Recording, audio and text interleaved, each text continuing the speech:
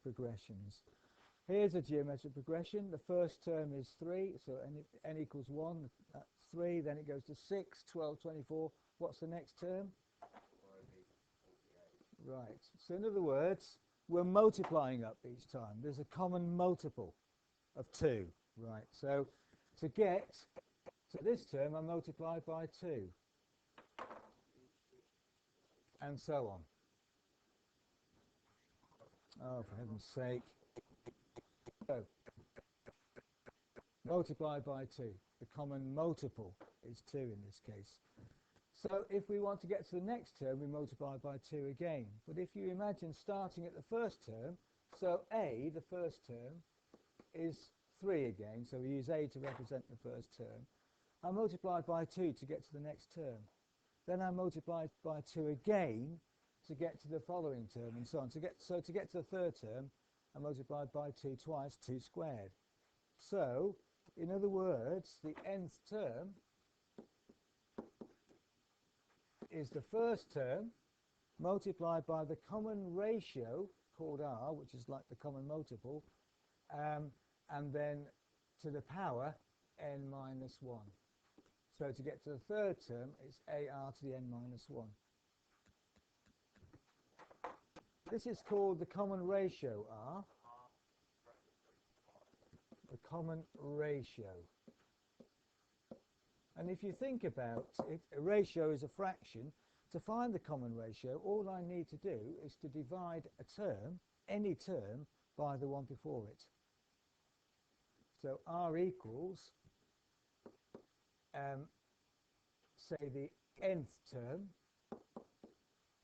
divided by the n minus 1th term, the one before it. So if I divide 48 by 24, I get 2, and so on.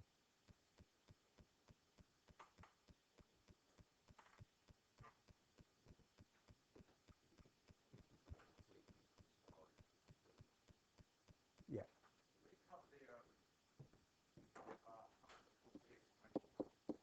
Factorials, no. So for this particular sequence, r equals 2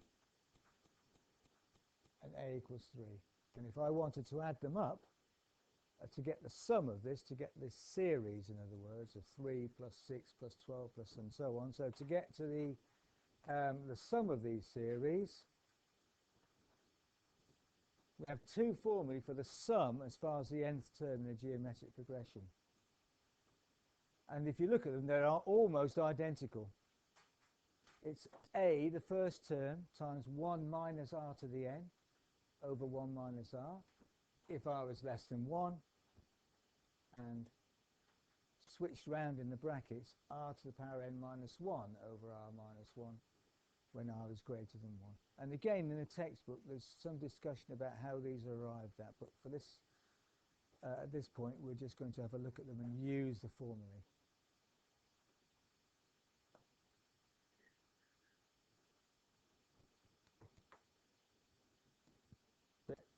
So for r less than 1, we can sum to infinity and come up with an actual value, because if you think about it, when r is less than 1, which is what it's saying at this point here, if I take r as a half, for example, and I square it, a half squared is a quarter, and cube it, a half times a half times a half, 2 2s are 4, 2 4s are 8, it's an eighth. As you increase the power gets bigger, the smaller and smaller and smaller. So the bit I'm going to add on is going to get smaller and smaller and smaller in a geometric series, so that it approaches a fixed value. As the further you go on in a sequence, the smaller the numbers are that you add on. So actually, in the end, you get an answer for the sum of this series as far as infinity. And it turns out to be this formula here at the bottom. The sum, as far as infinity is concerned, so when n tends towards infinity, in other words, when n is very big, you're going way, way down the sequence, then the sum turns out to be just the first term divided by 1 minus r. So I can very easily and quickly find the sum as far as infinity, or for a large number of values in the sequence, if r is less than 1. It turns out to be quite a straight formula. the first term divided by 1 minus the common ratio. And this is taking you through the argument as to how that's arrived at. So we end up with three formulae that we use. One when r is less than 1 for only a small number of values in the sequence, the top one. And then one when r is greater than 1, which is this one here. And then, every now and then, we want to find the sum of a large number of values in a sequence when r is less than 1. So three formulae to use for the sum. So we've now, like the arithmetic regression, we just need to use these formulae. The first formula is to find the nth term, which is ar to the n minus 1. And the second formula that we use is a sum. And that depends on r, which one you use. So if r is greater than 1, we use the second one, this one here. If r is less than 1, we use this one. And if you want to find the sum as far as a large number of values, infinity in other words, we use this one. So those are the formula that we use. Let's look at an example of how that might be used. So let's look at this example. Again, it's from this section. It's work problem number 12, and they do go through it in the textbook, but let's see if we can suss it out ourselves. So just have a look at the question. The first term of a geometric progression is 12, so we know that a equals 12. And we know that the fifth term is 55, so we know that the fifth term, which is ar to the n minus 1, or 5 minus 1 in this case, equals 55. And we've got to determine the 8th term and the 11th term. So in other words, we need to find out what r is. We can write down that 55, which is the fifth term, equals 12, which is the first term, times r to the power 4, because we know that n minus 1 is 4. So now we've got an equation to solve to find r. What would we do to solve this equation? Divide both sides by 12.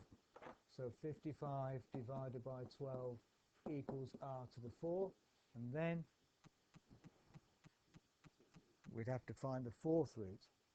Okay, so r equals the fourth root of 55 over 12. So it's going to involve familiarity with that particular button on the calculator. We put it in and we end up with a value for r, and it's likely to be a decimal, and so we need to round. The more decimal places you put in, the more accurate will be your answer at the end. So be careful you don't round too much, because remember, this is going to be raised to a power.